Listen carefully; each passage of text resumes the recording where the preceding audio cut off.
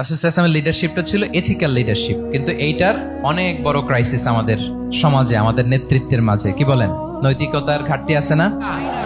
নৈতিকতা বিবর্জিত নেতৃত্ব, এটা দিয়ে কিছুই হয় না। একটা জাতির ধ্বংসের জন্য নৈতিকতা বিবর্জিত নেতৃত্বই যথেষ্ট।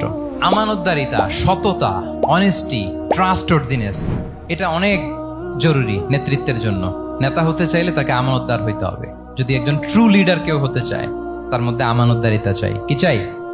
আমানতদার, তাহলে ইন্টিগ্রিটি। মজার ব্যাপার হচ্ছে, মক্কার কুরাইশরা, মক্কার লোকেরা রাসূল সাল্লাল্লাহু আলাইহি ওয়াসাল্লামের কাছে এসে আমানতের সম্পদ গচ্ছিত রাখতো। আবু জাহেলের কাছে রাখতো না, উতবা, শাইবা, ওয়ালিদ ইবনে মুগিরা, কারো কাছে রাখতো না। খেয়াল করে দেখেন, দল করে আবু জাহেলের, দল করে কার?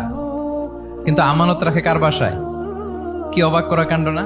কর্মী হচ্ছে আবু জাহেলের, কিন্তু আমানতের সম্পদ রাখে কার কাছে?